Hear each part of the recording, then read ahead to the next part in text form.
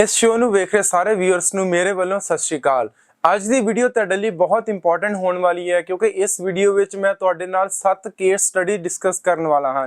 7 case study ਦਾ ਮਤਲਬ ਹੈ ਕਿ ਉਹਨਾਂ 7 ਸਟੂਡੈਂਟਸ ਦਾ ਐਕਸਪੀਰੀਅੰਸ ਜਿਹੜੇ ਕਿਸੇ ਨਾ ਕਿਸੇ ਕਾਰਨ ਕਰਕੇ ਰਿਫਿਊਜ਼ ਹੋ ਚੁੱਕੇ ਹਨ। ਸੋ ਇਹਨਾਂ 7 ਕੇਸ ਸਟੱਡੀ ਵਿੱਚ ਮੈਂ ਡਿਸਕਸ ਕੀ ਕਰਨ ਵਾਲਾ ਹਾਂ, ਮੈਂ ਡਿਸਕਸ ਕਰਨ ਵਾਲਾ ਹਾਂ ਕਿ ਕਿਸ ਕਾਰਨਾਂ ਕਰਕੇ ਉਹ ਰਿਫਿਊਜ਼ ਹੋਏ ਹਨ। ਰਿਫਿਊਜ਼ਲ ਦੇ ਮੇਜਰ ਜਿਹੜੇ ਕਾਰਨ ਬਣਦੇ ਹਨ ਉਹ ਹਨ ਕਿ ਤੁਹਾਡਾ ਗੈਪ ਪ੍ਰੋਪਰ ਜਸਟੀਫਾਈ ਨਹੀਂ ਹੋਇਆ, ਜਾਂ ਤੁਹਾਡਾ ਐਕਸਪੀਰੀਅੰਸ ਰੈਲੀਵੈਂਟ ਨਹੀਂ ਸੀਗਾ, ਜਾਂ ਤੁਹਾਡਾ ਕੋਰਸ ਰੈਲੀਵੈਂਟ ਨਹੀਂ ਸੀਗਾ, ਜਾਂ ਤੁਸੀਂ DS 160 ਫਿਲ ਕਰਦੇ ਹੋਏ ਕੋਈ ਵੱਡੀ ਗਲਤੀ ਕੀਤੀ ਹੈ, ਜਾਂ ਤੁਸੀਂ ਆਪਣੇ ਫੰਡਸ ਘੱਟ ਸ਼ੋ ਕੀਤੇ ਸਨ, ਜਾਂ ਇਸ ਤੋਂ ਇਲਾਵਾ ਤੁਹਾਡੀ ਜਿਹੜੀ ਡਿਗਰੀ ਜਾਂ ਕੋਰਸ ਉਹ ਗਲਤ ਸੀਗਾ। ਸੋ ਇਹਨਾਂ ਕਾਰਨਾਂ ਉੱਪਰ ਆਪਾਂ ਬਹੁਤ ਡਿਟੇਲ ਵਿੱਚ ਡਿਸਕਸ ਕਰਾਂਗੇ ਅਤੇ ਇਸ ਤੋਂ ਇਲਾਵਾ ਮੈਂ ਤੁਹਾਨੂੰ 7 ਸਟੂਡੈਂਟਸ ਦੀ ਪ੍ਰੋਪਰ ਡਿਟੇਲ ਦੇਣ ਵਾਲਾ ਹਾਂ ਜਿਹੜੇ ਰਿਫਿਊਜ਼ ਹੋਏ ਹਨ।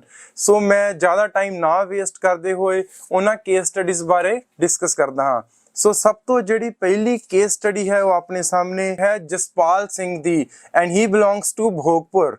ਐਂਡ ਇਹਨਾਂ ਨੇ 10+2 ਨਾਨ ਮੈਡੀਕਲ ਕੀਤਾ ਹੈ, 2022 ਵਿੱਚ ਪਾਸ ਆਊਟ ਕੀਤਾ ਸੀਗਾ ਅਤੇ ਇਹਨਾਂ ਦੇ 71% ਮਾਰਕਸ ਸਨ ਅਤੇ ਇਹਨਾਂ ਦੇ ਆਇਲਟਸ ਵਿੱਚੋਂ 6 ਬੈਂਡ ਸੀਗੇ। ਅਤੇ ਕੰਸਲਟੈਂਟ ਨੇ, ਮੈਂ ਕੰਸਲਟੈਂਟ ਦਾ ਇਸ ਵੀਡੀਓ ਵਿੱਚ ਨਾਮ ਨਹੀਂ ਬੋਲਾਂਗਾ ਬਿਕੋਜ਼ ਇਹ ਬਿਲਕੁਲ ਵੀ ਠੀਕ ਨਹੀਂ ਲੱਗਦਾ ਆਪਾਂ ਜੇ ਕਿਸੇ ਦੀ ਬੁਰਾਈ ਕਰੀਏ, ਬਟ ਆਪਾਂ ਉਹਨਾਂ ਚੀਜ਼ਾਂ ਬਾਰੇ ਜ਼ਰੂਰ ਡਿਸਕਸ ਕਰਾਂਗੇ ਜਿਹੜੀਆਂ ਗਲਤੀਆਂ ਕੰਸਲਟੈਂਟ ਦੁਆਰਾ ਹੋਈਆਂ ਸਨ। ਸੋ ਕੰਸਲਟੈਂਟ ਨੇ ਇਹਨਾਂ ਨੂੰ ਨਾਨ ਮੈਡੀਕਲ ਤੋਂ ਬਾਅਦ ਬਿਜ਼ਨਸ ਦਾ ਕੋਰਸ ਦਿੱਤਾ ਸੀਗਾ ਅਤੇ ਇਹਨਾਂ ਦੀ ਯੂਨੀਵਰਸਿਟੀ ਸੀਗੀ ਕੈਂਟ ਸਟੇਟ ਯੂਨੀਵਰਸਿਟੀ ਅਤੇ ਇਹਨਾਂ ਦੇ ਫੰਡਸ ਸ਼ੋ ਕਰਵਾਏ ਸਨ 36 ਲੱਖ। ਦੇਖੋ ਜਸਪਾਲ ਸਿੰਘ ਦੇ ਕੇਸ ਵਿੱਚ ਸਭ ਚੀਜ਼ਾਂ ਵਧੀਆ ਸਨ। ਉਹਨਾਂ ਦਾ ਨਾਨ ਮੈਡੀਕਲ ਪ੍ਰੋਫਾਈਲ ਦਾ ਹੋਣਾ, ਜਿਨ੍ਹਾਂ 'ਚ ਉਹਨਾਂ ਕੋਲ ਫਿਜ਼ਿਕਸ, ਕੈਮਿਸਟਰੀ, ਮੈਥਸ ਤਿੰਨੋਂ ਸੀਗੇ, 71% ਮਾਰਕਸ ਇੱਕ ਮਾਇਨੇ ਰੱਖਦੇ ਹਨ। ਇਸ ਤੋਂ ਇਲਾਵਾ ਇਹਨਾਂ ਦੇ 6 ਬੈਂਡਸ ਆਇਲਟਸ ਵਿੱਚ ਸਨ, ਨਾਟ ਲੈਸ ਦੈਨ 5.5। ਐਂਡ ਇਹਨਾਂ ਨੂੰ ਜਿਹੜਾ ਕੋਰਸ ਦਿੱਤਾ ਗਿਆ ਸੀਗਾ ਉਹ ਸੀਗਾ ਬਿਜ਼ਨਸ ਕੋਰਸ। ਦੇਖੋ ਇਹਨਾਂ ਦੇ ਕੋਰਸ ਵਿੱਚ ਹੀ ਗਲਤੀ ਸੀਗੀ, ਇਹਨਾਂ ਦੀ ਫਾਈਲਿੰਗ ਵਿੱਚ ਇੱਕ ਹੀ ਵੱਡੀ ਮਿਸਟੇਕ ਹੋਈ, ਚਾਹੇ ਸਭ ਕੁਝ ਦਰੁਸਤ ਸੀਗਾ। ਇੱਕ ਵੱਡੀ ਗਲਤੀ ਕੰਸਲਟੈਂਟ ਵੱਲੋਂ ਕੀਤੀ ਗਈ ਕਿ ਇਹਨਾਂ ਨੂੰ ਕੰਪਿਊਟਰ ਦਾ ਕੋਰਸ ਨਹੀਂ ਦਿੱਤਾ ਗਿਆ। ਦੇਖੋ ਨਾਨ ਮੈਡੀਕਲ ਵਾਲੇ ਸਟੂਡੈਂਟ ਹੈ, ਮੈਂ ਪਹਿਲਾਂ ਵੀ ਕਾਫੀ ਵੀਡੀਓਜ਼ 'ਚ ਬੋਲ ਚੁੱਕਾ ਹਾਂ ਕਿ ਉਹਨਾਂ ਨੂੰ ਕੰਸਲਟੈਂਟ ਸਿਰਫ ਤੇ ਸਿਰਫ ਕੰਪਿਊਟਰ ਦਾ ਕੋਰਸ ਦੇਵੇ, bachelors of computer science the course ਦੇਵੇ, ਜਾਂ ਡਾਟਾ ਸਾਇੰਸ ਦਾ ਕੋਰਸ ਦਿੱਤਾ ਜਾ ਸਕਦਾ ਹੈ। ਸੋ ਇਸ ਤਰੀਕੇ ਦਾ ਕੋਰਸ ਹੈ ਜਿਹਦੇ ਵਿੱਚ ਵੀਜ਼ਾ ਆਉਣ ਦੇ ਚਾਂਸਸ ਬਹੁਤ ਜ਼ਿਆਦਾ ਹੁੰਦੇ ਹਨ। ਈਵਨ ਇਹਨਾਂ ਨੂੰ ਵੀਜ਼ਾ ਆਫਿਸਰ ਨੇ ਬੋਲਿਆ that your course is not relevant, please try next time, good luck next time। ਸੋ ਤੁਸੀਂ ਕੀ ਸਮਝਦੇ ਹੋ, ਜੇ ਤੁਹਾਡਾ ਵੀ ਕੰਸਲਟੈਂਟ ਤੁਹਾਡੇ ਨਾਲ ਇਹ ਧੋਖਾ ਕਰ ਰਿਹਾ ਹੈ ਜਾਂ ਗਲਤੀ ਕਰ ਰਿਹਾ ਹੈ, ਤੁਸੀਂ ਉਸ ਤੋਂ ਆਪਣੀ ਫਾਈਲ ਵਾਪਸ ਲੈ ਲਓ। ਤੇ ਤੁਸੀਂ ਆਣਾ ਕਿੱਥੇ ਆ, ਤੁਹਾਡੇ ਆਪਣੇ IBT ਓਵਰਸੀਜ਼ ਜਿਹੜੇ ਤੁਹਾਨੂੰ ਗਾਰੰਟੀ ਦਿੰਦੇ ਹਨ ਕਿ ਤੁਹਾਨੂੰ ਕੋਰਸ ਰੈਲੀਵੈਂਟ ਦੇਵਾਂਗੇ ਅਤੇ ਉਹਦੇ ਵਿੱਚ ਤੁਹਾਨੂੰ ਸਭ ਚੀਜ਼ਾਂ ਜਿਹੜੀਆਂ ਫਾਈਲ 'ਚ ਲਗਾਈਆਂ ਜਾਣਗੀਆਂ ਉਹ ਬਿਲਕੁਲ ਜੈਨੂਇਨ ਹੋਣਗੀਆਂ। ਸੋ ਜ਼ਿਆਦਾ ਟਾਈਮ ਨਾ ਵੇਸਟ ਕਰਦੇ ਹੋਏ ਦੂਜੀ ਕੇਸ ਸਟੱਡੀ ਵੱਲ ਵਧਦੇ ਹਾਂ। ਤੇ ਕੇਸ ਸਟੱਡੀ 2 ਹੈ ਆਪਣੀ ਅਕਸ਼ੇ ਕੁਮਾਰ ਦੀ, ਐਂਡ ਇਹ ਬਿਲੋਂਗ ਕਰਦੇ ਹਨ ਮੋਗਾ ਤੋਂ। ਅਕਸ਼ੇ ਕੁਮਾਰ ਨੇ BBA ਕੀਤੀ ਹੈ, ਬੈਚਲਰਸ ਇਨ ਬਿਜ਼ਨਸ ਐਡਮਿਨਿਸਟ੍ਰੇਸ਼ਨ 2020 ਦੇ ਵਿੱਚ। ਐਂਡ ਇਸ ਤੋਂ ਬਾਅਦ ਇਹਨਾਂ ਦਾ 64% ਇਹਨਾਂ ਦੇ ਮਾਰਕਸ ਆਏ ਹਨ। ਇਹਨਾਂ ਕੋਲ 3 ਸਾਲ ਦਾ ਐਕਸਪੀਰੀਅੰਸ ਸੀਗਾ ਕਿਸੇ ਕੰਪਨੀ ਦੇ ਵਿੱਚ ਸੇਲਸ ਮੈਨੇਜਰ ਦਾ ਅਤੇ ਇਹਨਾਂ ਨੂੰ ਕੰਸਲਟੈਂਟ ਨੇ ਮਰਸੀ ਕਾਲਜ ਦਿੱਤਾ ਨਿਊਯਾਰਕ ਦਾ। ਐਂਡ ਇਹਨਾਂ ਦੇ ਜਿਹੜੇ ਫੰਡ ਸ਼ੋ ਕੀਤੇ ਗਏ ਉਹ ਸੀਗੇ 26 ਲੱਖ। ਐਂਡ ਇੱਥੋਂ ਤੱਕ ਤਾਂ ਸਟੋਰੀ ਬਿਲਕੁਲ ਸਹੀ ਸੀਗੀ, ਬਟ ਕੰਸਲਟੈਂਟ ਨੇ ਗਲਤੀ ਕੀ ਕੀਤੀ। ਦੇਖੋ ਇਸ ਕੇਸ ਵਿੱਚ ਮੈਨੂੰ 2 ਗਲਤੀਆਂ ਸਮਝ ਆ ਰਹੀਆਂ ਹਨ। ਚਾਹੇ ਬੱਚੇ ਦਾ ਪ੍ਰੀਵੀਅਸ ਬੈਕਗ੍ਰਾਉਂਡ ਅੱਛਾ ਸੀਗਾ, ਉਹਦਾ ਕੋਰਸ ਵਧੀਆ ਸੀਗਾ, ਉਹਦਾ ਐਕਸਪੀਰੀਅੰਸ ਬਿਲਕੁਲ ਰੈਲੀਵੈਂਟ ਸੀਗਾ, ਬਿਜ਼ਨਸ ਨਾਲ ਰਿਲੇਟਡ ਸੇਲਸ ਦਾ ਐਕਸਪੀਰੀਅੰਸ ਸੀਗਾ। ਕੰਸਲਟੈਂਟ ਨੇ ਗਲਤੀ ਕੀ ਕੀਤੀ, ਇੱਕ ਤਾਂ ਉਹਨੂੰ ਮਰਸੀ ਕਾਲਜ ਦਿੱਤਾ ਜਿਹੜਾ ਪ੍ਰਾਈਵੇਟ ਕਾਲਜ ਸੀਗਾ, ਇਹਨੂੰ ਇਸ ਜਗ੍ਹਾ ਤੇ ਪ੍ਰਾਈਵੇਟ ਯੂਨੀਵਰਸਿਟੀ ਲੈਣੀ ਚਾਹੀਦੀ ਸੀਗੀ। ਕਈ ਵਾਰ ਆਪਾਂ ਨੂੰ ਜੇ ਬੈਚਲਰਸ 3 ਇਅਰਸ ਦੀ ਹੁੰਦੀ ਹੈ ਤੇ ਆਪਾਂ ਨੂੰ ਪਬਲਿਕ ਯੂਨੀਵਰਸਿਟੀ ਮਿਲਣ 'ਚ ਚੈਲੰਜਸ ਆਉਂਦੇ ਹਨ, ਬਟ ਇਹਦਾ ਮਤਲਬ ਇਹ ਨਹੀਂ ਕਿ ਆਪਾਂ ਪ੍ਰਾਈਵੇਟ ਕਾਲਜ ਲੈ ਲਈਏ। ਸੋ ਇੱਥੇ ਆਪਾਂ ਨੂੰ ਦੇਣਾ ਚਾਹੀਦਾ ਸੀ ਇਹਨਾਂ ਨੂੰ ਪ੍ਰਾਈਵੇਟ ਯੂਨੀਵਰਸਿਟੀ। ਐਂਡ ਸਭ ਤੋਂ ਵੱਡੀ ਮਿਸਟੇਕ ਕੀ ਕੀਤੀ, ਜਿਹੜੇ 26 ਲੱਖ ਦੇ ਫੰਡ ਦਿਖਾਏ ਗਏ ਉਹ ਦਿਖਾਤੇ ਰਿਲੇਟਿਵ ਦੇ। ਬਹੁਤ ਵਾਰੀ ਆਪਾਂ ਕੰਸਲਟੈਂਟ ਨੂੰ ਕੀ ਬੋਲਦੇ ਹਨ ਕਿ ਸਾਡੇ ਕੋਲ ਫੰਡਸ ਹੈ ਨਹੀਂ, ਫੰਡਸ ਤੁਸੀਂ ਮੈਨੇਜ ਕਰੋ। ਸੋ ਫੰਡਸ ਮੈਨੇਜ ਕਰਨ ਦਾ ਤਰੀਕਾ ਕੀ ਹੁੰਦਾ ਹੈ ਕਿ ਕੰਸਲਟੈਂਟ ਕਿਸੇ ਵੀ ਪਾਰਟੀ ਦੇ ਫੰਡ ਬੱਚੇ ਦੇ ਨਾਮ ਤੇ ਦਿਖਾ ਦਿੰਦਾ ਹੈ। So let's suppose Akshay Kumar ਨੂੰ ਜਿਹੜੇ ਫੰਡਸ ਦਿਖਾਏ ਗਏ ਉਹਦੇ ਕਿਸੇ ਰਿਲੇਟਿਵ ਦੇ ਦਿਖਾਏ ਗਏ, ਮਤਲਬ ਕਿਸੇ ਕਲੋਜ਼ ਰਿਲੇਟਿਵ ਦੇ। ਸੋ ਇਦਾਂ ਦੀ ਗਲਤੀ ਤੁਸੀਂ ਬਿਲਕੁਲ ਨਹੀਂ ਕਰਨੀ। ਜਦੋਂ ਵੀ ਤੁਸੀਂ ਫੰਡਸ ਦਿਖਾਣੇ ਹਨ ਉਹ ਤੁਸੀਂ ਆਪਣੇ ਮਦਰ ਜਾਂ ਫਾਦਰ ਦੇ ਦਿਖਾਣੇ ਹਨ।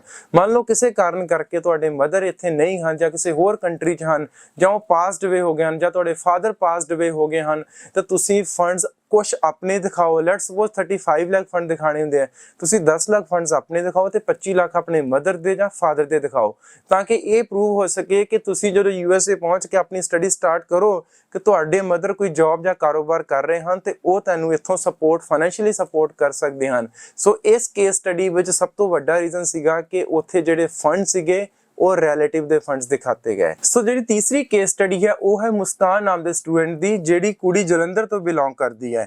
ਇਹਨਾਂ ਨੇ 10+2 ਕਾਮਰਸ ਵਿੱਚ ਕੀਤੀ 2021 ਦੇ ਵਿੱਚ ਐਂਡ ਉਹਨਾਂ ਦੇ ਮਾਰਕਸ ਸਨ 72%। ਇਸ ਤੋਂ ਬਾਅਦ ਇਹਨਾਂ ਕੋਲ 2 ਸਾਲ ਦਾ ਬਿਜ਼ਨਸ ਦਾ ਡਿਪਲੋਮਾ ਸੀਗਾ। ਸੋ ਇੱਥੋਂ ਤੱਕ ਸੀ ਇਹਨਾਂ ਦੀ ਪ੍ਰੋਫਾਈਲ ਅਤੇ ਇਹਨਾਂ ਨੇ ਆਇਲਟਸ ਕੀਤੀ ਹੋਈ ਸੀ ਜਿਹਦੇ ਚ ਇਹਨਾਂ ਕੋਲ 6.5 ਬੈਂਡ ਸਨ। ਮਤਲਬ ਸਟੂਡੈਂਟ ਦੀ ਪ੍ਰੋਫਾਈਲ ਬਿਲਕੁਲ ਵੀਜ਼ਾ ਲੈਣ ਵਾਲੀ। 72% ਮਾਰਕਸ, ਜੇ ਉਹਨਾਂ ਨੇ ਗੈਪ ਸੀਗਾ ਤੇ 2 ਸਾਲ ਦਾ ਉਹਨਾਂ ਕੋਲ ਡਿਪਲੋਮਾ ਵੀ ਸੀਗਾ। ਸੋ ਕੋਈ ਕਿਸੇ ਵੀ ਤਰ੍ਹਾਂ ਦਾ ਕੋਈ ਗੈਪ ਨਹੀਂ ਸੀਗਾ। ਹੁਣ ਕਹਾਣੀ ਖਰਾਬ ਕਿੱਥੇ ਹੁੰਦੀ ਹੈ, ਕੰਸਲਟੈਂਟ ਨੇ ਇਹਨਾਂ ਨੂੰ ਐਸੋਸੀਏਟ ਡਿਗਰੀ ਦਿੱਤੀ ਬਰਕਲੇ ਕਾਲਜ ਨਿਊਯਾਰਕ ਦਾ। ਐਸੋਸੀਏਟ ਡਿਗਰੀ ਮਤਲਬ 2 ਸਾਲ ਦੀ ਡਿਗਰੀ। ਜਿਹੜਾ ਕੋਈ ਵੀ ਬੱਚਾ +2 ਪਾਸ ਆਊਟ ਕੀਤਾ ਹੈ ਉਹ ਅੱਗੇ 2 ਸਾਲ ਦੀ ਐਸੋਸੀਏਟ ਡਿਗਰੀ ਲਈ USA ਜਾ ਸਕਦਾ ਹੈ। ਸੋ ਜਾ ਤਾਂ ਸਕਦਾ ਹੈ ਬਟ USA ਐਮਬੈਸੀ ਵਾਲੇ ਇੰਡੀਅਨਸ ਨੂੰ ਜਾਂ ਮੋਸਟਲੀ ਏਸ਼ੀਅਨਸ ਨੂੰ ਇਸ ਕੋਰਸ ਵਿੱਚ ਕਦੀ ਵੀ ਵੀਜ਼ਾ ਨਹੀਂ ਦਿੰਦੇ, ਬਿਕੋਜ਼ +2 ਤੋਂ ਬਾਅਦ ਵਧੀਆ ਕੀ ਹੁੰਦਾ ਹੈ ਕਿ ਕੰਸਲਟੈਂਟ ਤੈਨੂੰ ਬੈਚਲਰਸ ਜਿਹੜੀ 4 ਸਾਲ ਦੀ ਹੈ ਉਦਾਂ ਦੇ ਕੋਰਸ ਲਈ ਭੇਜੇ। ਸੋ ਇਹਨਾਂ ਦੇ ਜਿਹੜੇ ਫੰਡ ਸ਼ੋ ਕੀਤੇ ਸਨ ਉਹ ਸੀਗੇ 33 ਲੱਖ ਰੁਪਏ। ਸੋ ਇਹਨਾਂ ਦੀ ਪ੍ਰੋਫਾਈਲ ਵਿੱਚ ਸਭ ਕੁਝ ਠੀਕ ਸੀਗਾ ਬਟ ਸਭ ਤੋਂ ਵੱਡੀ ਮਿਸਟੇਕ ਸੀਗੀ ਕਿ ਇਹਨਾਂ ਨੂੰ ਐਸੋਸੀਏਟ ਡਿਗਰੀ ਦੇਣਾ। ਜੇ ਤੁਸੀਂ ਵੀ ਕਿਸੇ ਕੰਸਲਟੈਂਟ ਕੋ ਫਸੇ ਹੋ ਜਾਂ ਉਹਨੇ ਤੁਹਾਨੂੰ ਐਸੋਸੀਏਟ ਡਿਗਰੀ ਇਹ ਕਹਿ ਕੇ ਦਿੱਤੀ ਹੈ ਕਿ ਇਹ 'ਚ ਵੀਜ਼ਾ ਆ ਜਾਏਗਾ, ਤੇ ਮੇਰੀ ਤੁਹਾਨੂੰ ਸਿਰਫ ਇਹੀ ਹੱਥ ਜੋੜ ਕੇ ਬੇਨਤੀ ਹੈ ਕਿ ਅੱਜ ਹੀ ਆਪਣੀ ਪ੍ਰੋਫਾਈਲ ਉੱਥੋਂ ਵਾਪਸ ਲੈ ਲਓ, ਕਿਉਂਕਿ ਮੈਂ ਆਪਣੇ 10 ਸਾਲ ਦੇ ਕਰੀਅਰ ਵਿੱਚ ਕਿਸੇ ਦਾ ਐਸੋਸੀਏਟ ਡਿਗਰੀ 'ਚ ਵੀਜ਼ਾ ਆਉਂਦੇ ਦੇਖਿਆ ਨਹੀਂ ਹੈ। ਸੋ ਇਹਦੇ ਵਿੱਚ ਕੁਝ ਕੰਸਲਟੈਂਟ ਇਹ ਵੀ ਗਲਤੀ ਕਰਦੇ ਹਨ ਕਿ ਬੱਚਿਆਂ ਨੂੰ 6 ਮਹੀਨੇ ਦਾ ਕੋਈ ਲੈਂਗੁਏਜ ਕੋਰਸ ਦਿੰਦੇ ਹਨ। ਦੇਖੋ US ਵਿੱਚ ਜਿਹੜੇ ਲੋਕੀ ਚਾਈਨਾ ਤੋਂ ਜਾਂਦੇ ਹਨ ਜਾਂ ਜਿਹੜੇ ਲੋਕੀ ਯੂਰਪ ਤੋਂ ਜਾਂਦੇ ਹਨ ਉਹਨਾਂ ਦੀ ਇੰਗਲਿਸ਼ ਬਹੁਤ ਵੀਕ ਹੈ ਤੇ ਉਹ ਉੱਥੇ ਜਾ ਕੇ ਇੰਗਲਿਸ਼ ਦਾ ਕੋਰਸ ਕਰਦੇ ਹਨ। ਸੋ ਇੰਗਲਿਸ਼ ਦੇ ਕੋਰਸਸ ਜਿਹੜੇ 6 ਮੰਥਸ ਦੇ ਲੈਂਗੁਏਜ ਟ੍ਰੇਨਿੰਗ ਕੋਰਸਸ ਹੁੰਦੇ ਹਨ ਉਹਨਾਂ ਵਿੱਚੋਂ ਏਸ਼ੀਅਨਸ ਨੂੰ ਜਾਂ ਖਾਸ ਕਰਕੇ ਇੰਡੀਅਨਸ ਨੂੰ ਕਦੀ ਵੀਜ਼ਾ ਨਹੀਂ ਦਿੱਤਾ ਜਾਂਦਾ। ਸੋ ਜੇ ਤੁਹਾਨੂੰ ਵੀ ਤੁਹਾਡੇ ਕੰਸਲਟੈਂਟ ਨੇ ਕੋਈ ਇਦਾਂ ਦਾ ਕੋਰਸ ਦਿੱਤਾ ਹੈ ਤਾਂ ਤੁਸੀਂ ਆਪਣੀ ਫਾਈਲ ਉੱਥੋਂ ਵਾਪਸ ਲੈ ਲਓ ਜਾਂ ਉਹਨੂੰ ਤੁਸੀਂ ਸਟ੍ਰਿਕਟਲੀ ਬੋਲੋ ਮੈਂ +2 ਕੀਤੀ ਹੈ, ਮੈਨੂੰ 4 ਸਾਲ ਦੇ ਕੋਰਸ ਵਿੱਚ ਹੀ ਤੂੰ ਐਡਮਿਸ਼ਨ ਕਰਵਾ। US ਜਾ ਕੇ ਤੁਸੀਂ ਆਪਣਾ 4 ਸਾਲ ਤੋਂ 2 ਸਾਲ ਵਿੱਚ ਕੋਰਸ ਕਨਵਰਟ ਕਰਵਾ ਸਕਦੇ ਹੋ, ਉਹ ਤੁਹਾਡੇ ਕੋਲ ਆਪਸ਼ਨ ਰਹਿੰਦੀ ਹੈ। ਬਟ ਇੱਥੋਂ ਵੀਜ਼ਾ ਲੈਣ ਲਈ ਤੁਹਾਨੂੰ ਘੱਟੋ ਘੱਟ 4 ਸਾਲ ਦਾ ਕੋਰਸ ਦਿਖਾਣਾ ਬਹੁਤ ਜ਼ਰੂਰੀ ਹੈ। ਸੋ ਆਪਾਂ ਅਗਲੀ ਕੇਸ ਸਟੱਡੀ ਵੱਲ ਵਧਦੇ ਹਨ। ਸੋ ਆਪਾਂ ਅੱਗੇ ਵਧਦੇ ਹਨ ਕੇਸ ਸਟੱਡੀ ਨੰਬਰ 4। ਇਹਨਾਂ ਦਾ ਨਾਮ ਹੈ ਹਰਜਾਪ ਸਿੰਘ ਅਤੇ ਇਹ ਪਟਿਆਲਾ ਤੋਂ ਬਿਲੋਂਗ ਕਰਦੇ ਹਨ। ਇਹਨਾਂ ਨੇ BSc ਨੌਨ ਮੈਡੀਕਲ ਚ ਕੰਪਲੀਟ ਕੀਤੀ ਹੈ ਜਿਹੜੀ ਕਿ 4 ਸਾਲ ਦੀ ਡਿਗਰੀ ਹੈ। ਸੋ 4 ਸਾਲ ਦੀ ਡਿਗਰੀ ਹੋਣ ਦਾ ਐਡਵਾਂਟੇਜ ਕੀ ਮਿਲਿਆ ਕਿ ਇਹਨਾਂ ਨੂੰ USA ਦੇ ਵਿੱਚ ਪਬਲਿਕ ਯੂਨੀਵਰਸਿਟੀ ਮਿਲ ਗਈ। ਸੋ 2022 ਵਿੱਚ ਇਹ ਆਪਣੀ ਡਿਗਰੀ ਕੰਪਲੀਟ ਕਰਦੇ ਹਨ। ਸੋ ਇਸ ਤੋਂ ਬਾਅਦ ਕੰਸਲਟੈਂਟ ਨੇ ਇਹਨਾਂ ਨੂੰ ਇੱਕ ਵਧੀਆ ਯੂਨੀਵਰਸਿਟੀ ਦਿਲਵਾਈ ਜਿਹੜੀ ਹੈ ਸਟੇਟ ਯੂਨੀਵਰਸਿਟੀ ਆਫ ਨਿਊਯਾਰਕ। ਇਹਨਾਂ ਦਾ ਓਸਵੈਗੋ ਕੈਂਪਸ ਹੈ। ਸੋ ਇਹਨਾਂ ਦਾ ਕੋਰਸ ਹੈ masters of science information technology, ਮਤਲਬ IT ਦਾ ਕੋਰਸ ਹੈ। ਉਹ ਨॉन ਮੈਡੀਕਲ ਦੇ ਨਾਲ ਰੈਲੀਵੈਂਟ ਹੈ, ਕੋਈ ਦਿੱਕਤ ਨਹੀਂ ਆ। ਨॉन ਮੈਡੀਕਲ ਵਾਲੇ IT ਕੋਰਸ ਲਈ ਜਾ ਸਕਦੇ ਹਨ ਜਾਂ ਇਸ ਤੋਂ ਇਲਾਵਾ ਮਾਸਟਰਸ ਇਨ ਕੈਮਿਸਟਰੀ, ਮਾਸਟਰਸ ਇਨ ਫਿਜ਼ਿਕਸ ਜਾਂ ਮਾਸਟਰਸ ਇਨ ਬਾਇਓਲੋਜੀ ਇਦਾਂ ਦੇ ਕੋਰਸਿਸ ਵਿੱਚ ਵੀ ਜਾ ਸਕਦੇ ਹਨ ਅਗਰ ਕਿਸੇ ਨੇ BSc ਮੈਡੀਕਲ ਚ ਕੀਤੀ ਹੋਵੇ। ਸੋ ਆਪਾਂ ਇਹਨਾਂ ਦੀ ਕੇਸ ਸਟੱਡੀ ਵੱਲ ਥੋੜਾ ਹੋਰ ਧਿਆਨ ਦਿੰਦੇ ਆ ਕਿ ਇਹਨਾਂ ਦਾ ਰਿਫਿਊਜ਼ਲ ਆਉਣ ਦਾ ਕੀ ਕਾਰਨ ਸੀਗਾ। ਰਿਫਿਊਜ਼ਲ ਆਉਣ ਦਾ ਕਾਰਨ ਸੀਗਾ ਕਿ ਕੰਸਲਟੈਂਟ ਨੇ ਜਦੋਂ ਇਹਨਾਂ ਨੂੰ ਇਹ ਕੁਐਸਚਨ ਪੁੱਛਿਆ why you have opted for USA, why not any other country, so he was helpless because ਇਸ ਚੀਜ਼ ਦੀ ਉਹਨਾਂ ਦੇ ਕੰਸਲਟੈਂਟ ਨੇ ਉਹਨਾਂ ਨੂੰ ਕੋਈ ਤਿਆਰੀ ਨਹੀਂ ਕਰਵਾਈ। ਦੇਖੋ ਸਭ ਚੀਜ਼ਾਂ ਵਧੀਆ ਹੋਣ ਦੇ ਬਾਵਜੂਦ ਵੀ ਚਾਹੇ ਤੁਹਾਡਾ ਕੋਰਸ ਰੈਲੀਵੈਂਟ ਹੈ, ਯੂਨੀਵਰਸਿਟੀ ਪਬਲਿਕ ਹੈ, ਬਟ ਐਟ ਦੀ ਐਂਡ ਜੇ ਕੰਸਲਟੈਂਟ ਤੁਹਾਨੂੰ 1 ਮਹੀਨੇ ਦੀ ਇੰਟਰਵਿਊ ਪ੍ਰੈਪਰੇਸ਼ਨ ਦੀ ਤਿਆਰੀ ਨਹੀਂ ਕਰਵਾ ਰਿਹਾ ਹੈ ਤਾਂ ਤੁਸੀਂ ਲੈ ਕੇ ਚੱਲੋ ਕਿ ਤੁਹਾਡੇ ਵੀਜ਼ਾ ਮਿਲਣ ਦੇ ਚਾਂਸਸ 50% ਹਨ, 50-50 ਹਨ। ਜੇ ਤਾਂ ਤੁਹਾਡੀ ਕਿਸਮਤ ਚੰਗੀ ਹੈ, ਉਹਨੇ ਜ਼ਿਆਦਾ ਕੁਐਸਚਨ ਨਹੀਂ ਪੁੱਛੇ ਜਾਂ ਕੋਈ ਇਦਾਂ ਦਾ ਕੁਐਸਚਨ ਨਹੀਂ ਪੁੱਛਿਆ ਜਿੱਥੇ ਤੁਸੀਂ ਫਸਣ ਵਾਲੇ ਸੀਗੇ, ਫੇਰ ਤਾਂ ਕੋਈ ਦਿੱਕਤ ਨਹੀਂ। ਬਟ ਜੇ ਕੋਈ ਇਦਾਂ ਦਾ ਕੁਐਸਚਨ ਪੁੱਛ ਲਿਆ ਜਿਸ ਤਰ੍ਹਾਂ ਕਿ why only USA, why not any other country, ਤਾਂ the student Harjap Singh was very helpless ਕਿਉਂਕਿ ਇਹ ਕੁਐਸਚਨ ਦੀ ਕਦੀ ਉਹਨੇ ਤਿਆਰੀ ਕੀਤੀ ਹੀ ਨਹੀਂ। ਸੋ ਤੁਹਾਡੀ ਇੰਟਰਵਿਊ ਪ੍ਰੈਪਰੇਸ਼ਨ ਬਹੁਤ ਇੰਪੋਰਟੈਂਟ ਹੈ। As I always says preparation is the key to get the visa। So IBD ਦੇ ਵਿੱਚ ਮੈਂ ਤੁਹਾਨੂੰ ਇੱਕ ਚੀਜ਼ ਦੀ ਗਾਰੰਟੀ ਦਿੰਦਾ ਹਾਂ ਕਿ ਜਿਹੜੇ ਕੁਐਸਚਨ ਤੁਹਾਨੂੰ ਪੁੱਛੇ ਜਾਣਗੇ ਉਹ ਤੁਹਾਨੂੰ ਆਉਂਦੇ ਹੋਣਗੇ। ਇਹਦੇ ਲਈ ਅਸੀਂ ਇੱਥੇ US ਐਮਬੈਸੀ ਸੈਟਅਪ ਕੀਤਾ ਹੈ। ਕੁਝ ਦਿਨਾਂ 'ਚ ਅਸੀਂ ਤੁਹਾਨੂੰ ਐਮਬੈਸੀ ਦੀ ਵੀਡੀਓ ਵੀ ਸ਼ੇਅਰ ਕਰਾਂਗੇ ਕਿਸ ਤਰੀਕੇ ਨਾਲ ਅਸੀਂ ਤਿਆਰੀ ਕਰਵਾਉਂਦੇ ਹਾਂ। ਪ੍ਰੋਪਰ ਸਾਡੇ ਕੋਲ ਇੰਟਰਵਿਊ ਪ੍ਰੈਪਰੇਸ਼ਨ ਕੈਬਿਨ ਬਣੇ ਹਨ। ਮਤਲਬ ਜੇ ਮੈਂ ਇਹ ਬੋਲਾਂ ਕਿ ਜੋ ਤੁਹਾਨੂੰ ਐਕਸਪੀਰੀਅੰਸ ਮਿਲਣ ਵਾਲਾ ਐਮਬੈਸੀ ਦੇ ਵਿੱਚ ਉਹ ਐਗਜ਼ੈਕਟ ਐਕਸਪੀਰੀਅੰਸ ਅਸੀਂ ਦਿੱਤਾ ਹੈ, ਉਹਦੇ ਵਿੱਚ ਕੁਝ ਗਲਤ ਨਹੀਂ ਹੈ। ਸੋ ਇੱਥੇ ਅਸੀਂ ਗਾਰੰਟੀ ਦਿੰਦੇ ਹਾਂ ਕਿ ਤੁਹਾਡੀ ਪ੍ਰੈਪਰੇਸ਼ਨ ਬਹੁਤ ਵਧੀਆ ਚੱਲੇਗੀ। ਪੂਰਾ 1 ਮਹੀਨਾ ਤੁਹਾਨੂੰ ਤਿਆਰ ਕਰਵਾਵਾਂਗੇ ਇੰਟਰਵਿਊ ਦੇ ਲਈ, ਅਤੇ ਘੱਟੋ ਘੱਟ ਤੁਹਾਡੇ 20 ਮੌਕ ਇੰਟਰਵਿਊ ਸੈਸ਼ਨ ਹੁੰਦੇ ਹਨ। ਮੌਕ ਇੰਟਰਵਿਊ ਸੈਸ਼ਨ ਦਾ ਮਤਲਬ ਕਿ 1-on-1 interview with the exact same interview preparation experience. So ਆਪਾਂ ਅੱਗੇ ਵਧਦੇ ਹਾਂ ਕੇਸ ਸਟੱਡੀ ਨੰਬਰ 5 ਵੱਲ। ਸੋ ਕੇਸ ਸਟੱਡੀ ਨੰਬਰ 5 ਹੈ ਰਵੀ ਜੀ ਦੀ। ਸੋ ਇਹਨਾਂ ਦਾ ਨਾਮ ਹੈ ਰਵੀ ਕੁਮਾਰ, ਇਹ ਜਲੰਧਰ ਤੋਂ ਬਿਲੋਂਗ ਕਰਦੇ ਹਨ। ਇਹਨਾਂ ਨੇ ਆਪਣੀ ਜਿਹੜੀ +2 ਪਾਸ ਕੀਤੀ ਹੈ ਉਹ ਆਰਟਸ ਵਿੱਚ ਕੀਤੀ ਹੈ, ਅਤੇ ਉਹ ਕੀਤੀ ਹੈ 2020 ਦੇ ਵਿੱਚ 56% ਮਾਰਕਸ ਦੇ ਨਾਲ। 56% ਇਹਨਾਂ ਦੇ ਨੰਬਰ ਸਨ। ਸੋ ਇਹਨਾਂ ਦੇ ਕੰਸਲਟੈਂਟ ਨੇ ਕੀ ਗਲਤੀ ਕੀਤੀ? ਗਲਤੀ ਇਹ ਹੋਈ ਕਿ ਇਹਨਾਂ ਨੂੰ ਇੱਕ ਪ੍ਰਾਈਵੇਟ ਯੂਨੀਵਰਸਿਟੀ ਦਿੱਤੀ ਜਿਹੜੀ ਸੀਗੀ ਲਾ ਰੋਸ਼ੇ ਯੂਨੀਵਰਸਿਟੀ ਪਿਟਸਬਰਗ ਪੈਨਸਿਲਵੇਨੀਆ ਦੀ, ਅਤੇ ਇਸ ਤੋਂ ਇਲਾਵਾ ਇਹਨਾਂ ਦੀ ਫਾਈਲ ਪ੍ਰੋਸੀਡ ਕੀਤੀ ਗਈ MOI ਬੇਸ ਤੇ, ਮੀਡੀਅਮ ਆਫ ਇੰਸਟਰਕਸ਼ਨ ਬੇਸ ਦੇ ਉੱਪਰ, ਅਤੇ ਇਹਨਾਂ ਦਾ ਜਿਹੜਾ ਗੈਪ ਸੀਗਾ ਉਹ ਵੀ 3 ਸਾਲ ਦਾ ਸੀਗਾ। ਦੇਖੋ ਸਾਰੀਆਂ ਚੀਜ਼ਾਂ ਨੂੰ ਇਗਨੋਰ ਕਰਤਾ ਜਾਵੇ ਕੋਈ ਦਿੱਕਤ ਨਹੀਂ ਹੈ। ਇਹ ਨਹੀਂ ਕਿ MOI ਬੇਸ ਤੇ ਵੀਜ਼ਾ ਨਹੀਂ ਆਉਂਦੇ, ਅਸੀਂ ਵੀ MOI ਬੇਸ ਤੇ ਵੀਜ਼ਾ ਲਏ ਹਨ। ਜੇ ਤੁਹਾਡੀ ਪਰਸੈਂਟੇਜ ਥੋੜੀ ਘੱਟ ਹੈ, ਕਈ ਵਾਰ ਤੁਹਾਨੂੰ ਪ੍ਰਾਈਵੇਟ ਯੂਨੀਵਰਸਿਟੀ ਨਹੀਂ ਮਿਲਦੀ, ਬਟ ਇਹਦਾ ਮਤਲਬ ਇਹ ਥੋੜੀ ਕਿ ਤੁਹਾਨੂੰ 3 ਸਾਲ ਦੇ ਗੈਪ ਨਾਲ ਇੰਟਰਵਿਊ ਲਈ ਭੇਜ ਦਾਂਗੇ। 2020 ਵਿੱਚ ਰਵੀ ਜੀ ਨੇ ਆਪਣੀ +2 ਪਾਸ ਕੀਤੀ ਹੈ। ਉਸ ਤੋਂ ਬਾਅਦ 3 ਸਾਲ ਇਹ ਆਪਣੇ ਫਾਦਰ ਦੀ ਬਿਜ਼ਨਸ ਵਿੱਚ ਹੈਲਪ ਕਰ ਰਹੇ ਸਨ। ਇਹਨਾਂ ਨੂੰ ਕੋਰਸ ਵੀ ਉਹਨਾਂ ਨੇ ਬਿਜ਼ਨਸ ਦਾ ਦਿੱਤਾ, ਕੋਰਸ ਵੀ ਮਾੜਾ ਨਹੀਂ ਸੀਗਾ, ਬਿਕੋਜ਼ 10+2 ਇਹਨਾਂ ਨੇ ਆਰਟਸ ਕੀਤੀ ਸੀਗੀ, ਉਸ ਤੋਂ ਬਾਅਦ ਬਿਜ਼ਨਸ ਕੋਰਸ ਦਿੱਤਾ ਜਾ ਸਕਦਾ, ਕੋਈ ਪ੍ਰੋਬਲਮ ਨਹੀਂ ਹੈ। ਬਟ ਸਭ ਤੋਂ ਵੱਡਾ ਬਲੰਡਰ ਕੀ ਕੀਤਾ ਕਿ ਇਹਨਾਂ ਨੂੰ 3 ਸਾਲ ਦੇ ਗੈਪ ਦੇ ਨਾਲ ਐਮਬੈਸੀ ਭੇਜਿਆ। ਜਦੋਂ ਵੀਜ਼ਾ ਆਫਿਸਰ ਨੇ ਕੁਐਸਚਨ ਪੁੱਛਿਆ what have you done in last 3 years, he was helpless because ਕੀਤਾ ਹੀ ਕੁਛ ਨਹੀਂ ਹੈ। ਜੇ ਕੋਈ ਵਧੀਆ ਕੰਸਲਟੈਂਟ ਹੁੰਦਾ ਤੇ ਉਹ ਇਹਨਾਂ ਨੂੰ ਇਹ ਕਰਵਾਉਂਦਾ ਕਿ ਤੁਸੀਂ ਫਾਦਰ ਦੇ ਬਿਜ਼ਨਸ 'ਚ ਹੈਲਪ ਕੀਤੀ ਹੈ, ਸੋ ਫਾਦਰ ਤੋਂ ਇੱਕ ਤੁਸੀਂ ਲੈਟਰ ਹੈਡ ਤੇ ਲਿਖਵਾ ਲੈਂਦੇ ਵੀ ਇਸ ਬੰਦੇ ਨੇ ਇਸ ਕੰਪਨੀ 'ਚ ਕੰਮ ਕੀਤਾ ਹੈ। ਉਹਦੇ ਵਿੱਚ ਤਾਂ ਕੋਈ ਗਲਤ ਨਹੀਂ, ਬਿਕੋਜ਼ ਤੁਸੀਂ ਐਗਜ਼ੈਕਟਲੀ ਆਪਣੇ ਫਾਦਰ ਦੀ ਬਿਜ਼ਨਸ 'ਚ ਹੈਲਪ ਹੀ ਕੀਤੀ ਸੀ। ਸੋ ਤੁਸੀਂ ਆਪਣੇ ਫਾਦਰ ਤੋਂ ਇੱਕ ਅਪਾਇੰਟਮੈਂਟ ਲੈਟਰ ਜਾਂ ਐਕਸਪੀਰੀਅੰਸ ਸਰਟੀਫਿਕੇਟ ਲੈਣਾ ਸੀਗਾ, ਤੇ ਤੁਹਾਡਾ ਕੋਈ ਵੀ ਗੈਪ ਨਹੀਂ ਰਹਿਣਾ ਸੀਗਾ। ਕੋਰਸ ਤਾਂ ਰੈਲੀਵੈਂਟ ਸੀ ਹੀ, ਤੁਹਾਡਾ ਵੀਜ਼ਾ ਜ਼ਰੂਰ ਆ ਜਾਣਾ ਸੀਗਾ।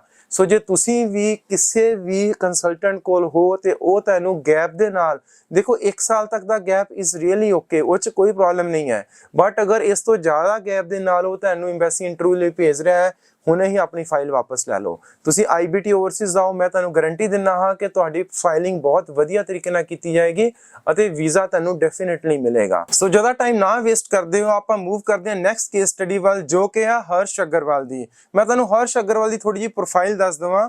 ਇਹਨਾਂ ਨੇ BCom ਕੰਪਲੀਟ ਕੀਤੀ ਹੈ 70% ਮਾਰਕਸ ਨਾਲ ਐਂਡ 2022 ਵਿੱਚ, and he belongs to Nakodar.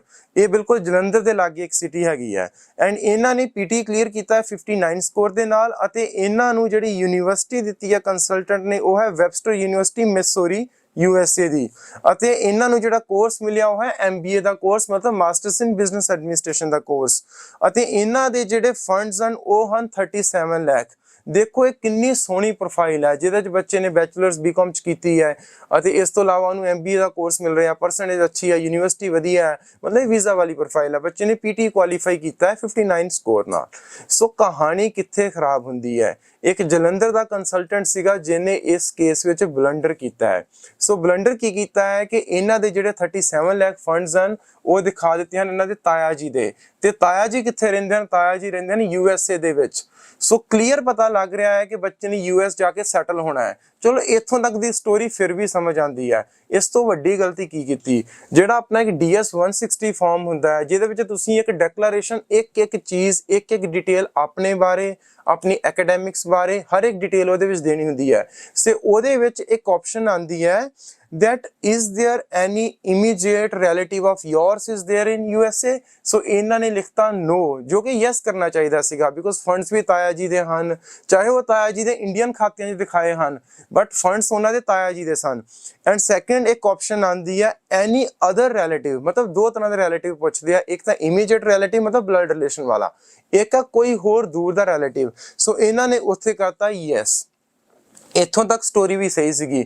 ਅੱਗੇ ਇਹਨਾਂ ਨੇ ਕੀ ਕੀਤਾ, ਇੱਕ ਹੋਰ ਆਪਸ਼ਨ ਆਉਂਦੀ ਹੈ ਕਿ what is going to be the your first point of contact in USA or where you are going to stay in USA। ਸੋ ਇਹਨਾਂ ਨੇ ਉੱਥੇ ਆਪਣੇ ਤਾਇਆ ਜੀ ਦਾ ਲਾਸ ਐਂਜਲਸ ਦਾ ਐਡਰੈਸ ਦੇ ਦਿੱਤਾ। ਸੋ ਜਦੋਂ ਹਰਸ਼ ਜੀ ਜਾਂਦੇ ਹਨ ਇੰਟਰਵਿਊ ਲਈ ਤੇ ਵੀਜ਼ਾ ਆਫੀਸਰ ਉਹਨਾਂ ਨੂੰ ਕਲੀਅਰ ਬੋਲਦਾ ਹੈ that you are giving the wrong information to the embassy, you are giving the lie information to the embassy, you are doing a bluff with us or you are making us fool because ਤੁਸੀਂ information ਕੁਝ ਹੋਰ ਦੇ ਰਹੇ ਹੋ ਤੇ ਤੁਸੀਂ ਸਾਨੂੰ ਦੱਸ ਕੁਝ ਹੋਰ ਰਹੇ ਹੋ। ਸੋ ਇੱਕ ਸੈਕਿੰਡ ਮਿਸਟੇਕ ਕੀ ਸੀ ਇਹਦੇ ਵਿੱਚ ਕਿ ਇਹਨਾਂ ਦਾ 3 ਸਾਲ ਪਹਿਲਾਂ B1 B2 ਵੀਜ਼ਾ ਵੀ ਰਿਫਿਊਜ਼ ਹੋਇਆ ਸੀਗਾ। ਇਹਨਾਂ ਨੇ ਆਪਣੀ ਮਦਰ ਦੇ ਨਾਲ US ਦਾ B1 B2 ਵੀਜ਼ਾ ਇਹਨਾਂ ਨੇ ਅਪਲਾਈ ਕੀਤਾ ਸੀਗਾ। ਸੋ ਉਹਦੇ ਵਿੱਚ ਇਹਨਾਂ ਨੂੰ ਆਈ ਸੀ ਰਿਫਿਊਜ਼ਲ। ਜਦੋਂ ਇਹਨਾਂ ਨੇ ਉਹ ਵੀਜ਼ਾ ਅਪਲਾਈ ਕੀਤਾ ਉਦੋਂ ਇਹਨਾਂ ਦੇ ਵੀ ਸਾਰੇ ਡਾਕੂਮੈਂਟ ਪਾਸਪੋਰਟ ਗਏ ਤੇ ਇਹਨਾਂ ਦੇ ਤਾਇਆ ਜੀ ਜਿਨ੍ਹਾਂ ਨੇ ਇਹਨਾਂ ਨੂੰ ਸਪਾਂਸਰ ਕੀਤਾ ਸੀ ਉਹਨਾਂ ਦੇ ਵੀ ਡਾਕੂਮੈਂਟ ਆਏ। ਸੋ ਕੀ ਤੁਹਾਨੂੰ ਲੱਗਦਾ ਤੁਸੀਂ ਐਮਬੈਸੀ ਤੋਂ ਇਹ ਗੱਲ ਲੁਕੋ ਲਓਗੇ ਕਿ ਤੁਹਾਡੇ ਤਾਇਆ ਜੀ ਉੱਥੇ ਰਹਿੰਦੇ ਹਨ, ਜਾਂ ਜੇ ਤੁਸੀਂ ਇਹ ਗੱਲ ਸੱਚ ਸੀਗੀ ਤਾਂ ਤੁਸੀਂ DS-160 ਫਾਰਮ 'ਚ ਮੈਂਸ਼ਨ ਕਿਉਂ ਨਹੀਂ ਕੀਤਾ?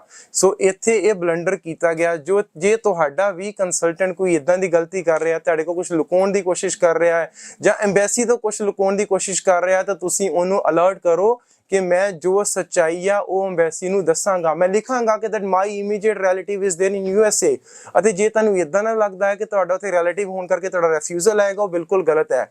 ਅਸੀਂ ਇਸੇ ਚੈਨਲ ਦੇ ਉੱਪਰ ਲਵਲੀਨ ਕੌਰ ਦੀ ਸਟੋਰੀ ਪਾਈ ਹੈ ਜਿਹਦੇ ਵਿੱਚ ਉਹਨਾਂ ਨੇ ਪਹਿਲਾਂ F4 ਵੀਜ਼ਾ I-130 ਦੀ ਪਟੀਸ਼ਨ ਆਂਦੀ ਜਿਹੜੀ ਉਹਨਾਂ ਨੇ ਪਾਈ ਸੀ ਅਤੇ ਉਹਨਾਂ ਨੂੰ ਵੀਜ਼ਾ ਮਿਲਿਆ ਹੈ। ਵੀਜ਼ਾ ਆਫੀਸਰ ਨੇ ਪੁੱਛਿਆ ਸੀਗਾ that ਤੁਹਾਡਾ ਉੱਥੇ ਕੌਣ ਰਹਿੰਦਾ, ਉਹਨਾਂ ਨੇ ਬੋਲਿਆ ਜੀ ਮੇਰੇ ਨਾਨਾ ਨਾਨੀ ਜੀ ਰਹਿੰਦੇ ਹਨ। ਸੋ they don't have any problem with you if you are being true with the embassy, but if in a case you're trying to hide the information that means ਉਹ ਤੁਹਾਡੇ ਤੇ ਉਲਟਾ ਪੈ ਜਾਏਗਾ। ਸੋ ਇਹ ਸੀ ਇਸ ਕੇਸ ਸਟੱਡੀ ਬਾਰੇ। ਸੋ ਆਪਾਂ ਅੱਗੇ ਵਧਦੇ ਹਾਂ ਅੱਜ ਦੀ ਲਾਸਟ ਕੇਸ ਸਟੱਡੀ ਐਂਡ ਉਹ ਹੈ case study number 7 and student ਦਾ ਨਾਮ ਹੈ ਸੁਮਿਤ ਸਹਿਗਲ। ਸੋ ਸੁਮਿਤ ਸਹਿਗਲ ਇਹ ਬਿਲੋਂਗ ਕਰਦੇ ਹਨ ਪਠਾਨਕੋਟ ਤੋਂ ਤੇ ਇਹਨਾਂ ਦੀ ਮੈਂ ਥੋੜੀ ਜਿਹੀ ਸਟੋਰੀ ਤੁਹਾਨੂੰ ਦੱਸ ਦਿੰਦਾ ਕਿ ਇਹਨਾਂ ਦੀ ਕੁਆਲੀਫਿਕੇਸ਼ਨ ਸੀਗੀ bachelors in computer application BCA ਕੀਤਾ ਇਹਨਾਂ ਨੇ ਅਤੇ ਇਹਨਾਂ ਦੇ 63% ਮਾਰਕਸ ਹਨ। ਇਹਨਾਂ ਨੇ ਡੀਲਿੰਗੋ ਕੀਤਾ ਸੀਗਾ ਜਿਨ੍ਹਾਂ ਵਿੱਚੋਂ 115 ਨੰਬਰ ਹਨ। ਸੋ ਇਸ ਤੋਂ ਬਾਅਦ 2020 ਤੋਂ ਬਾਅਦ 3 ਸਾਲ ਦਾ ਗੈਪ ਸੀਗਾ ਜਿਹਦੇ 'ਚ ਇਹਨਾਂ ਨੇ 3 ਸਾਲ ਦਾ ਕੰਪਿਊਟਰ ਦਾ ਐਕਸਪੀਰੀਅੰਸ ਦਿਖਾਇਆ ਸੀਗਾ, ਕਿਤੇ ਜੈਨੂਇਨਲੀ ਜੌਬ ਕਰ ਰਹੇ ਸੀਗੇ ਕੰਪਿਊਟਰ ਜਾਂ ਡੇਟਾ ਆਪਰੇਟਰ ਦੀ। ਸੋ ਇਹ ਸਾਰਾ ਕੁਝ ਇਹਨਾਂ ਨੇ ਯੂਨੀਵਰਸਿਟੀ ਨੂੰ ਭੇਜਤਾ ਕਿ ਮੈਂ 2020 'ਚ ਆਪਣੀ ਗ੍ਰੈਜੂਏਸ਼ਨ ਕੰਪਲੀਟ ਕੀਤੀ ਹੈ ਅਤੇ ਇਸ ਤੋਂ ਬਾਅਦ ਇਹਨਾਂ ਨੇ 3 ਸਾਲ ਦਾ ਐਕਸਪੀਰੀਅੰਸ ਵੀ ਯੂਨੀਵਰਸਿਟੀ ਨੂੰ ਭੇਜਤਾ। ਇਹਨਾਂ ਦੀ ਯੂਨੀਵਰਸਿਟੀ ਸੀਗੀ ਸੈਨ ਫਰਾਂਸਿਸਕੋ ਸਟੇਟ ਯੂਨੀਵਰਸਿਟੀ ਅਤੇ ਇਹਨਾਂ ਨੂੰ ਕੋਰਸ ਮਿਲਿਆ ਸੀਗਾ ਡੇਟਾ ਸਾਇੰਸ ਦਾ ਜਿਹੜਾ ਇੱਕ ਰੈਲੇਵੈਂਟ ਕੋਰਸ ਹੈ। ਸੋ ਗਲਤੀ ਕਿੱਥੇ ਹੁੰਦੀ ਹੈ, ਜਦੋਂ ਕੰਸਲਟੈਂਟ ਇਹਨਾਂ ਦਾ DS-160 ਫਾਰਮ ਫਿਲ ਕਰਦਾ ਹੈ ਉੱਥੇ ਉਹ ਮੈਂਸ਼ਨ ਕਰਨਾ ਭੁੱਲ ਜਾਂਦਾ ਹੈ ਕਿ ਇਹਨਾਂ ਨੇ ਕੋਈ 2020 ਤੋਂ ਬਾਅਦ ਐਕਸਪੀਰੀਅੰਸ ਕੀਤਾ ਹੈ ਅਤੇ ਇਹ DS-160 ਫਾਰਮ ਵੀਜ਼ਾ ਇੰਟਰਵਿਊ ਤੋਂ 1 ਵੀਕ ਪਹਿਲਾਂ ਭਰਿਆ ਜਾਂਦਾ ਹੈ। ਹੁਣ ਦੇਖੋ ਇਹਨਾਂ ਦੇ ਕੇਸ ਵਿੱਚ ਰਿਫਿਊਜ਼ਲ ਦਾ ਸਿਰਫ ਇਕਲੌਤਾ ਕਾਰਨ ਇਹ ਸੀਗਾ ਕਿ ਇਹਨਾਂ ਨੇ ਐਮਬੈਸੀ ਤੋਂ ਇਨਫੋਰਮੇਸ਼ਨ ਹਾਈਡ ਕੀਤੀ। ਦੇਖੋ ਤੁਸੀਂ ਇੱਕ ਗੱਲ ਧਿਆਨ ਨਾਲ ਸਮਝ ਲਓ, ਜਦੋਂ ਵੀ ਵੀਜ਼ਾ ਆਫੀਸਰ ਤੁਹਾਡੀ ਇੰਟਰਵਿਊ ਸਟਾਰਟ ਕਰਦਾ ਹੈ ਸਭ ਤੋਂ ਪਹਿਲਾਂ ਤੁਹਾਡੀ ਉਹ I-20 ਮੰਗਦਾ ਹੈ। I-20 ਤੇ ਇੱਕ ਸੇਵਿਸ ਆਈਡੀ ਹੁੰਦੀ ਹੈ। ਜਦੋਂ ਆਪਣੇ ਸੌਫਟਵੇਅਰ 'ਚ ਸੇਵਿਸ ਆਈਡੀ ਪਾਉਂਦਾ ਹੈ ਤੁਹਾਡੇ ਯੂਨੀਵਰਸਿਟੀ ਨੂੰ ਭੇਜੇ ਹੋਏ ਸਾਰੇ ਡਾਕੂਮੈਂਟ ਉਹਦੇ ਸਾਹਮਣੇ ਹੁੰਦੇ ਆ, ਤੁਹਾਡੀ ਪੂਰੀ ਫਾਈਲ ਉਹਦੇ ਸਾਹਮਣੇ ਹੁੰਦੀ ਹੈ। ਜਦੋਂ ਉਹ ਫਾਈਲ ਤੁਹਾਡੇ DS-160 'ਚ ਦਿੱਤੀ ਹੋਈ ਇਨਫੋਰਮੇਸ਼ਨ, ਸੌਰੀ ਇਹ ਦੱਸ ਦਾਂਗੇ DS-160 ਕੀ ਹੈ, ਇਹ ਇੱਕ ਸੈਲਫ ਡਿਕਲੇਰੇਸ਼ਨ ਫਾਰਮ ਹੁੰਦਾ ਹੈ that is department of states. ਇਹ USA ਵੱਲੋਂ ਬਣਾਇਆ ਇੱਕ ਫਾਰਮ ਹੈਗਾ ਜਿਹੜਾ ਤੁਸੀਂ ਇੰਟਰਵਿਊ ਤੋਂ ਪਹਿਲਾਂ ਭਰਨਾ ਹੁੰਦਾ ਹੈ, ਜਿਹਦੇ 'ਚ ਤੁਸੀਂ ਸਾਰੀ ਆਪਣੀ ਐਕੈਡੈਮਿਕ, ਤੁਸੀਂ ਆਪਣੀ ਰੈਜ਼ੀਡੈਂਸ਼ੀਅਲ, ਆਪਣੀ ਪ੍ਰੀਵੀਅਸ ਬੈਕਗਰਾਉਂਡ, ਆਪਣੀ ਫੈਮਿਲੀ ਬੈਕਗਰਾਉਂਡ, ਫੈਮਿਲੀ ਫੰਡਸ, ਹਰ ਇੱਕ ਚੀਜ਼ ਤੁਸੀਂ ਉਸ ਫਾਰਮ ਵਿੱਚ ਮੈਂਸ਼ਨ ਕਰਨੀ, ਕਿੱਥੇ ਰਹਿੰਦੇ ਹੋ ਤੁਸੀਂ, ਕੀ ਐਕਸਪੀਰੀਅੰਸ ਕੀਤਾ, like everything you have to mention on that form. So ਇਹਨਾਂ ਦੇ ਕੰਸਲਟੈਂਟ ਨੇ ਯੂਨੀਵਰਸਿਟੀ ਨੂੰ ਤਾਂ ਦੱਸਿਆ ਵੀ ਬੱਚੇ ਨੇ 3 ਸਾਲ ਦੀ ਜੌਬ ਕੀਤੀ ਹੈ, ਬਟ ਉਹਨਾਂ ਨੇ DS-160 ਜਿਹੜਾ ਕਿ ਐਮਬੈਸੀ ਦਾ ਫਾਰਮ ਹੈ ਉਹਦੇ 'ਚ ਮੈਂਸ਼ਨ ਨਹੀਂ ਕੀਤਾ। So when there is a mismatch in the information you can not expect to have the visa. So Sumit Sehgal ਦੇ ਕੇਸ ਵਿੱਚ ਬਲੰਡਰ ਕੀਤਾ ਗਿਆ ਸੀਗਾ ਇਹਨਾਂ ਦੇ ਕੰਸਲਟੈਂਟ ਵੱਲੋਂ। ਸੋ ਮੈਂ ਤੁਹਾਨੂੰ ਇੱਕ ਰਿਕੁਐਸਟ ਕਰਨਾ ਚਾਹਾਂਗਾ ਕਿ ਤੁਹਾਡਾ DS-160 ਫਾਰਮ ਤੁਹਾਡੀ ਪ੍ਰੈਜ਼ੈਂਸ ਵਿੱਚ ਫਿਲ ਹੋਣਾ ਚਾਹੀਦਾ ਹੈ। ਕੰਸਲਟੈਂਟ ਤੁਹਾਨੂੰ ਬੋਲ ਦੇਗਾ ਮੈਂ ਆਪੇ ਹੀ ਭਰ ਦਾਂਗਾ। ਹਾਂ, ਕਈ ਕੇਸਿਸ ਵਿੱਚ ਸਾਨੂੰ ਵੀ ਆਪ ਭਰਨਾ ਪੈਂਦਾ ਹੈ, ਬਟ ਸਬਮਿਟ ਕਰਨ ਤੋਂ ਪਹਿਲਾਂ ਅਸੀਂ ਇੱਕ ਕਾਪੀ ਸਟੂਡੈਂਟ ਨੂੰ ਭੇਜਦੇ ਹਾਂ ਕਿ ਤੁਸੀਂ ਇੱਕ ਇੱਕ ਚੀਜ਼ ਵੈਰੀਫਾਈ ਕਰ ਲਓ, ਬਿਕੋਜ਼ ਇੱਕ ਸਾਡੇ ਕੋਲ ਇੱਥੇ ਐਡਮਿਸ਼ਨ ਆਫਿਸਰ ਕੋ ਹਜ਼ਾਰਾਂ ਫਾਈਲਸ ਹੁੰਦੀਆਂ ਹਨ, ਤਾਂ ਗਲਤੀ ਹੋਣ ਦੇ ਚਾਂਸਸ ਹੋ ਸਕਦੇ ਹਨ। ਬਟ ਤੁਸੀਂ ਆਪਣੀ ਫਾਈਲ ਨੂੰ ਧਿਆਨ ਨਾਲ ਜ਼ਰੂਰ ਜ਼ਰੂਰ ਦੇਖਣਾ ਹੁੰਦਾ ਹੈ। ਤੁਸੀਂ ਆਪਣੀ ਡੇਟ ਆਫ ਬਰਥ ਧਿਆਨ ਨਾਲ ਦੇਖਣੀ ਹੈ, ਤੁਸੀਂ ਪਲੇਸ ਆਫ ਬਰਥ ਧਿਆਨ ਨਾਲ ਦੇਖਣੀ ਦੀ, ਤੁਸੀਂ ਆਪਣੇ ਐਕੈਡੈਮਿਕਸ +2 ਕਿੱਥੋਂ ਪਾਸ ਕੀਤੀ, ਕਿੰਨੇ % ਨੰਬਰ ਹੈ, ਗ੍ਰੈਜੂਏਸ਼ਨ ਕਿੱਥੋਂ ਪਾਸ ਕੀਤੀ, ਕਿੰਨੇ % ਨੰਬਰ ਹੈ, ਕਿੱਥੋਂ ਐਕਸਪੀਰੀਅੰਸ ਲਿਆ, ਕਿੰਨੀ ਸੈਲਰੀ ਸੀ, ਕਿੰਨੇ ਸਾਲ ਦਾ ਐਕਸਪੀਰੀਅੰਸ ਸੀਗਾ। ਤੁਸੀਂ ਇੱਕ ਇੱਕ ਚੀਜ਼ ਆਪ ਵੈਰੀਫਾਈ ਕਰਨੀ ਹੁੰਦੀ ਹੈ, ਬਿਕੋਜ਼ ਤੁਹਾਡੀ ਜਾਗਰੂਕਤਾ ਹੀ ਤੁਹਾਡੇ ਕੰਮ ਹੋਏਗੀ। ਇਸੇ ਹੀ ਰੀਜ਼ਨ ਕਰਕੇ ਅਸੀਂ ਹਰ ਰੋਜ਼ ਇਦਾਂ ਦੀ ਇਨਫੋਰਮੇਟਿਵ ਵੀਡੀਓਜ਼ ਪਾਉਂਦੇ ਹਾਂ, ਤਾਂ ਕਿ ਤੁਸੀਂ ਅਵੇਅਰ ਹੋ ਜਾਓ ਕਿ ਤੁਹਾਡਾ ਕੰਸਲਟੈਂਟ ਤਾਂ ਗਲਤੀ ਕਰੇ, but you won't let them do the mistake. ਤੁਸੀਂ ਉਹਨੂੰ ਰੋਕੋਗੇ ਕਿ ਸਾਰੇ ਫਾਰਮ ਮੈਂ ਫਿਲ ਕਰਨਾ ਹੈ, ਅੱਛਾ ਫਾਰਮ ਫਿਲ ਕਰਤਾ ਹੈ, ਮੈਂ ਚੈੱਕ ਕਰਨਾ ਚਾਹੁੰਦਾ ਹੈ, ਅਤੇ ਮੰਨ ਲਓ ਜੇ ਤੁਹਾਡਾ ਫਾਰਮ ਫਿਲ ਹੋ ਵੀ ਗਿਆ ਹੈ, ਕੋਈ ਟੈਨਸ਼ਨ ਦੀ ਲੋੜ ਨਹੀਂ, ਉਹ ਫਾਰਮ ਦੁਬਾਰਾ ਭਰਿਆ ਜਾ ਸਕਦਾ ਹੈ। ਤੁਸੀਂ ਐਮਬੈਸੀ ਇੰਟਰਵਿਊ 'ਚ ਬੋਲ ਦੋਗੇ ਕਿ ਪਹਿਲਾਂ ਮੇਰੇ ਕੋਲ ਗਲਤ ਇਨਫੋਰਮੇਸ਼ਨ ਫਿਲ ਹੋ ਗਈ, ਸੋ ਤੁਸੀਂ ਜੇ ਗਲਤ ਫਿਲ ਕਰ ਵੀ ਦਿੱਤਾ ਹੈ, ਤੁਸੀਂ ਦੁਬਾਰਾ ਉਹਨੂੰ ਫਿਲ ਕਰ ਸਕਦੇ ਹੋ। ਸੋ ਇਹਨਾਂ ਸਭ ਚੀਜ਼ਾਂ ਦਾ ਜ਼ਰੂਰ ਧਿਆਨ ਰੱਖਣਾ।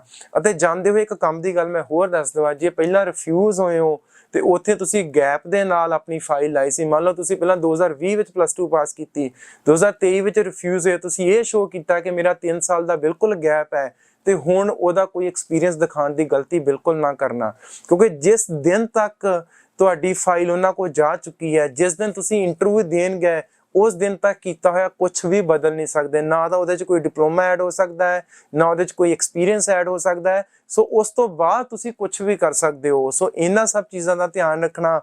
ਅਤੇ ਜੇ ਤੁਹਾਡਾ ਕੰਸਲਟੈਂਟ ਕੋਈ ਵੀ ਗਲਤੀ ਕਰ ਰਿਹਾ, ਜਿਸ ਤਰ੍ਹਾਂ ਕਿ ਮੈਂ ਗੈਪ ਦੇ ਉੱਪਰ ਬਾਰੇ ਗੱਲ ਕੀਤੀ, ਜਾਂ ਮੈਂ ਫੰਡਸ ਦੇ ਬਾਰੇ ਗੱਲ ਕੀਤੀ, ਕਿਹਦੇ ਫੰਡ ਸ਼ੋ ਕਰਨੇ ਹਨ, ਜਾਂ ਮੈਂ ਰੈਲੀਵੈਂਟ ਐਕਸਪੀਰੀਅੰਸ ਦੀ ਜਾਂ ਰੈਲੀਵੈਂਟ ਕੋਰਸ ਦੀ ਗੱਲ ਕੀਤੀ, ਜਾਂ ਰੈਲੀਵੈਂਟ ਡਿਗਰੀ ਦੀ ਗੱਲ ਕੀਤੀ, ਸੋ ਜੇ ਇਦਾਂ ਦਾ ਤੁਹਾਡੀ ਫਾਈਲ 'ਚ ਕੁਝ ਵੀ ਹੋ ਰਿਹਾ ਹੈ, ਤੁਸੀਂ ਆਪਣੇ ਕੰਸਲਟੈਂਟ ਨੂੰ ਬੋਲੋ, ਜਾਂ ਜੇ ਤੁਹਾਨੂੰ ਲੱਗਦਾ ਹੈ ਕਿ ਉਹਦੇ ਵੱਸ ਦਾ ਰੋਗ ਨਹੀਂ ਹੈ, ਤੇ ਤੁਸੀਂ IBT ਆ ਕੇ ਮੈਨੂੰ ਮਿਲੋ। ਮੇਰਾ ਨਾਮ ਪ੍ਰਦੀਪ ਸਿੰਘ ਹੈ, ਮੈਂ Monday to Saturday Jalandhar office available ਹੁੰਦਾ, ਤੁਸੀਂ ਕਿਸੇ ਵੀ ਦਿਨ ਆ ਕੇ ਮੈਨੂੰ ਮਿਲ ਸਕਦੇ ਹੋ। ਜੇ ਤੁਸੀਂ ਵੀ ਰਿਫਿਊਜ਼ ਨਾ ਹੋਏ ਹੋ ਅਤੇ ਤੁਹਾਨੂੰ ਲੱਗਦਾ ਹੈ ਕਿ ਹਾਂ ਦੁਬਾਰਾ ਮੈਨੂੰ ਕਰਨਾ ਚਾਹੀਦਾ, ਜਾਂ ਮੇਰਾ ਵੀਜ਼ਾ ਤਾਂ ਕਨਫਰਮ ਸੀਗਾ, ਇਹਨਾਂ ਕਾਰਨਾਂ ਕਰਕੇ ਮੇਰੀ ਰਿਫਿਊਜ਼ਲ ਆਈ ਹੈ, ਤੁਸੀਂ ਆ ਕੇ ਇੱਕ ਵਾਰ ਮੈਨੂੰ ਜ਼ਰੂਰ ਮਿਲੋ।